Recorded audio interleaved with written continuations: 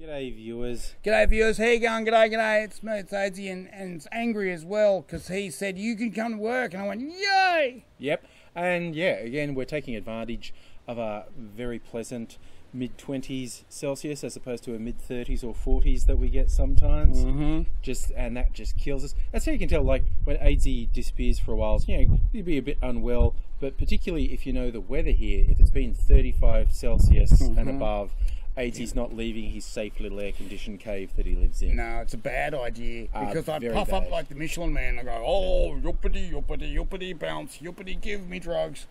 And, so, you know. yeah. But on pleasant days like today, most definitely. And look, I want to talk about how sometimes when we relate stories, we feel compelled to almost make excuses for something we didn't even do. Yes, and if that makes no sense, I'm going to give you a background. A job I had a while ago involved me doing a survey of all the buildings in a university. I had to look at their network connections and what was happening. And one was the student sexual health clinic. And it's funny when I was there, I was just saying to myself, don't look at who's in the waiting room. Don't pass judgment. That's bad. But see what I've done there? I've done this huge justification for why I was in a sexual health clinic. Yeah. And that's why you're in a sexual health clinic is you're a responsible person. Yeah. Or maybe That's you're a good really thing. maybe you're really irresponsible in one way, but you're owning up now. But it's a good thing. Good thing. You're supposed to be in a sexual health clinic. You're supposed to go to a sexual health clinic once every 3 months anyway. Yeah. You're supposed to just rock up and say, I'm feeling good. Yeah. I'm feeling good. Nothing's trying to jump into or out of my genitalia.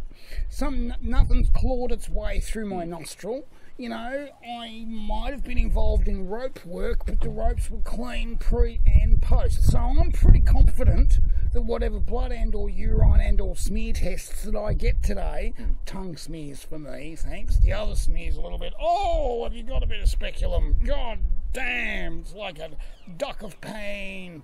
Anyway, bloody, you're supposed to be there, and you're supposed, you know, if you're confident there's nothing going on, then your doctors aren't going to give you shit for false alarms. They're going to go, no, my man, / woman, / intersex. They're going to go, no, you are the human that is on the up and up. Clearly you've been using your rubber. Clearly you've been exhaling at the appropriate times. Well done, you. Go forth and make more merry with your Todge, because that's clearly the way to get it done. Yeah. And so I should be able to relate a story about a sexual health clinic without justifications, but I gave justifications and explanations, and I should be able to not look at people and get judgy on them, but I did. You have to sometimes just look at them and go, oh my God, I'm not surprised. Yeah. Look at you. You know who? White guy with dreads. Come on. There was a white guy with dreads there. Come on. And I just, you need to be here. Yeah. You need to be here. I hope they've got a high pressure hose out the back. They just put you against the wall and spray you down before they touch you. Yes. No, I think we'll get rid of some of that crap spread. Yeah. And so as much as, like, we always try to be open and not judgmental. And I'm very open. You should see some of the positions I've been in. You need special furniture. Yeah.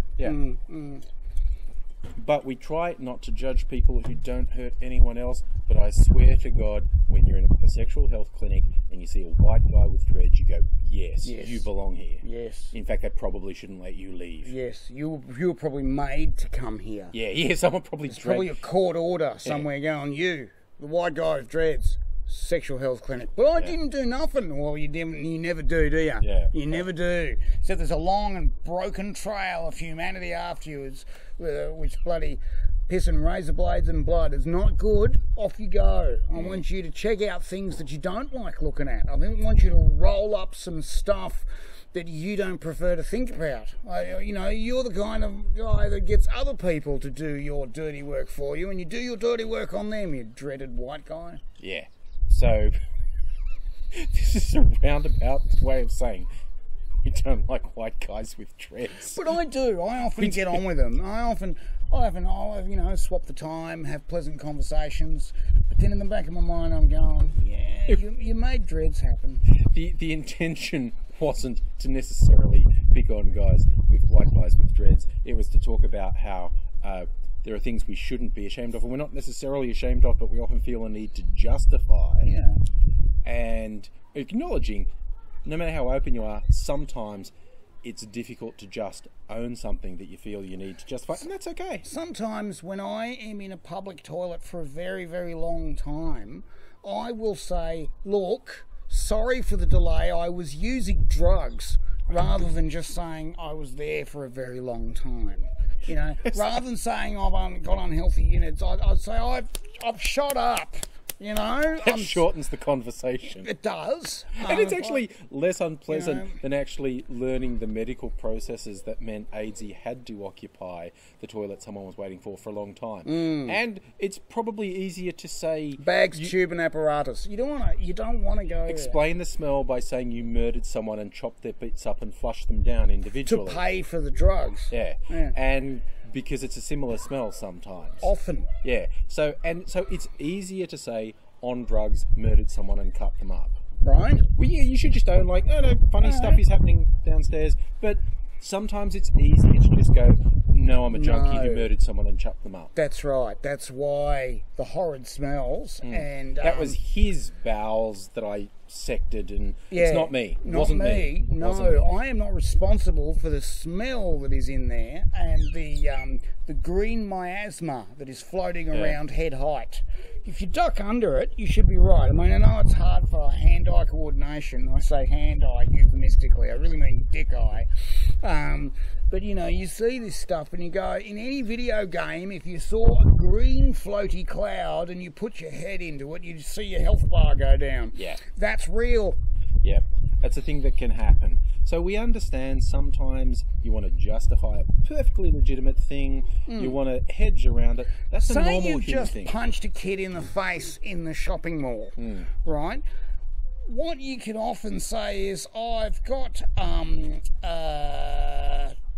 temper control deficit syndrome.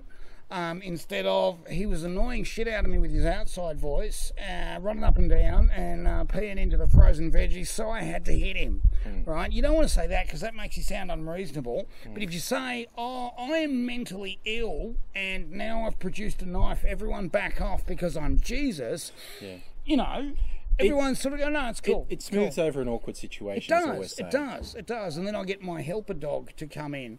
And she says, I actually work here. And I said, I thought you were my helper dog. Yeah. She goes, no, not so cool. And I go, well, obviously I'm not well. I'd better be taken to the hospital in a ambulance. Do you mind if I stop off at mine to put the frozen stuff away? So what we're saying is, you be you. And sometimes being you is glossing over stuff that you just don't want to go into with other people. And that's, you know, That's okay. that's okay.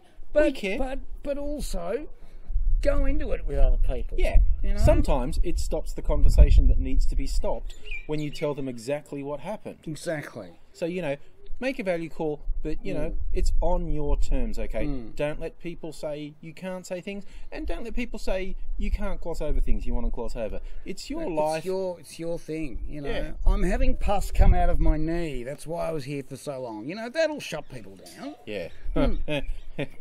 That's an actual thing that he's done on trams when there's been people around us and he wanted more seats. Yeah. That's a real thing. But there was really pus coming out of my knee, so That is also why it worked, because it works was really actually true. You get like 4 seats all at once, they're all up. Oh, here you go, mate. And they'll move. It's like, oh my God, and the smell. Whoa.